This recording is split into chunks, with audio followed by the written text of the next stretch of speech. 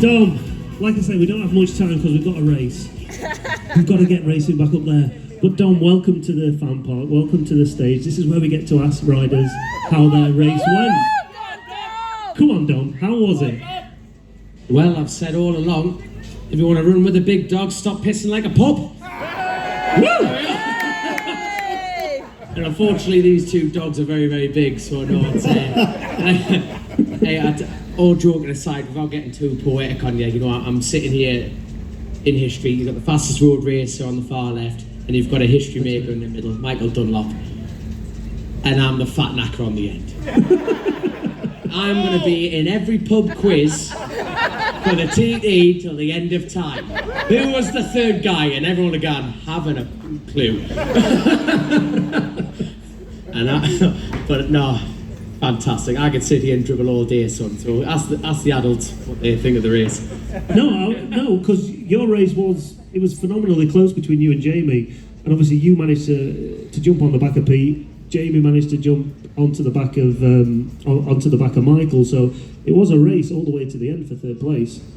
That's the thing about the twin racing, is that by nature very, very fragile, and any race prediction can happen, and it makes it the most exciting. Yes, they're the lowest horsepower, but anything can happen as far as results.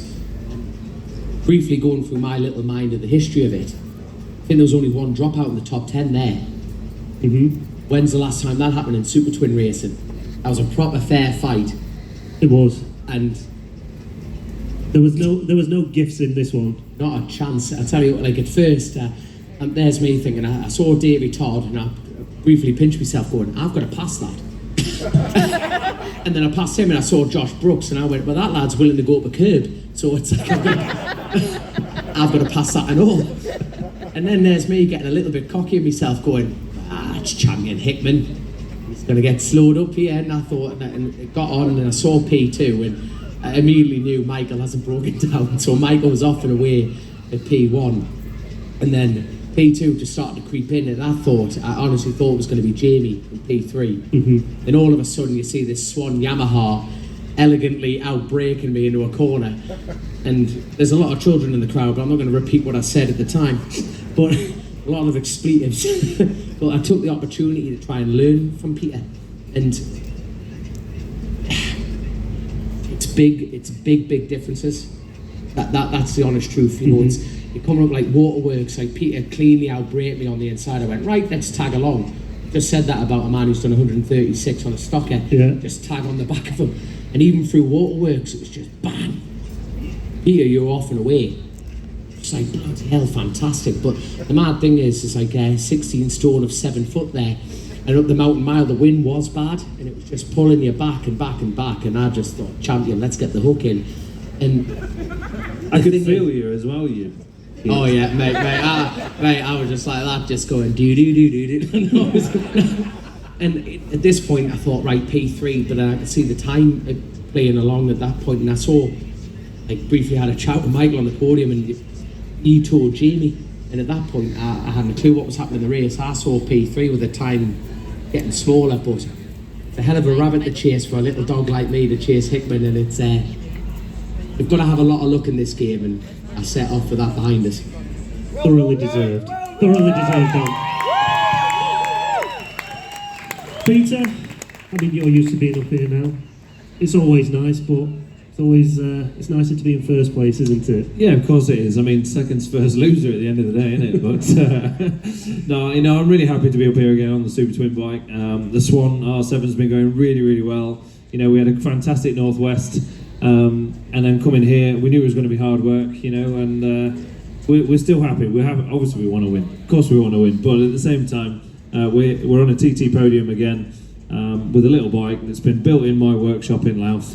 We've done everything ourselves. Dave in the background's been sat working tirelessly trying to figure out how to make that engine faster. And at the end of the day, it's still quite in early days for that R7. It's only a couple of years old, and we've got a lot of development and learning to do to try and catch up with the patterns. We've got, I think, 5-6 mile an hour or something. So we've got some more work to do, but we knew that already. The good thing is, chassis-wise, handling-wise, absolutely awesome. You know, we make up a lot of time through the corners, as Dom found out.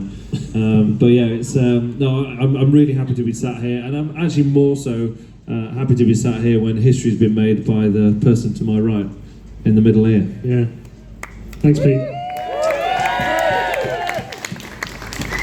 Michael, we spoke when you got to 26 and you said it felt like there was a huge weight off your shoulders. It's something you've been carrying for 365 days since the last TT. Not only did you let go of that monkey, you've let go of this one as well. You stand head and shoulders above everyone else now. It's just phenomenal. Yeah, I knew today's race was going to be like all the rest of them. You know, somebody like Pete, it's really at the top of his game as well. His job's not getting any easier, and it's always getting harder. And as I say, we're especially small bike. I'm not the highest, but I'm not the smallest, and it just takes a lot out of you to be squeezed in for 3 laps. And I was saying that to people, to lie 3 laps in these things and just keep them going. It's an art to try and keep them from exploding, basically. You know, it's another feather in my cap. You know what I mean? It's obviously I wanted to match Joey's record, and that's, you know, you can say you don't think about it, and I try not to, but it was always something that would always be in my mind. And obviously to go one more, you know, regardless if I didn't do any more now, I've always had one more, and we took that to the next tally, and Joey's record stuck for 24 years, and it's an honour just to keep it in the family, really. That's it, you can pack up now. I might just go home, I might just head home, get pissed and head to the boat. That's it. I'm sure there's plenty of riders that would love it, would appreciate the fact that you do that, but you're still here and you're still here to win, and you're as competitive as ever. And I think what makes it even more amazing is the fact that you're racing with this guy, you're racing with Dean, Davey. You're racing some of the hardest racers that have ever stepped foot on this island. Yeah, that's the problem, you know. It's years have gone past and generations have gone past, and every year you get the best in the business, and you know, whether we like to, you know, behind the scenes in every racing thing, everybody's got different thoughts of different things, but you're against the best people racing in the prime of the career. That's it. You know, whether you think you're better or not, when you come here, you have to bring your A game, and people like Pete does that every year, and year in, year out. I try to do the same, and I think the same as the rest of them. And Dom, you know, people like, it's probably the most chattiest podium I've ever been on in my life. We mostly just get through it, and like Tom, like, I think this whole podium took about an hour and a half. It mostly took about 10 minutes, but you know, you get new characters, and that's what it's all about. We get to see new faces, and it's great to see somebody like Dom who gets to experience a TT podium, and it's quite hard because Pete's probably the same. When you're not winning, you take the podium for granted. You know what I mean? It's getting the podium. You're like, oh, you know, and Dom, you know, gets to experience the podium now. Where, you know, not you're coming here to win races, and the hype of seeing somebody get a podium is fantastic, really. You know, and a new person getting the podium, it's great to see. Yeah, and I think now, you know, there's no need to ask how many can you do. It doesn't matter. Wherever the tally ends up now, it doesn't really matter, does it? For me, no. It's look, I've always wanted to win races. There's no doubt about that. But the job's done now, and I just want to keep riding. I like riding my motorbike.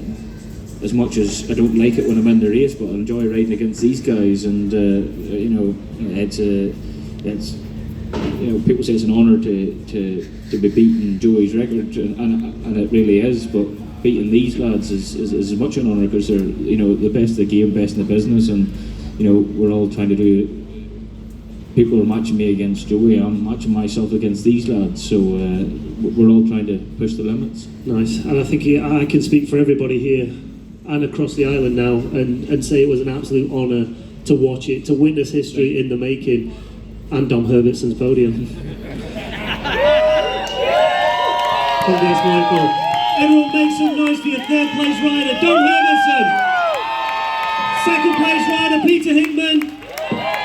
And once again, 27 times a TT winner, history maker, king of the mountain, it is Michael Dunlop!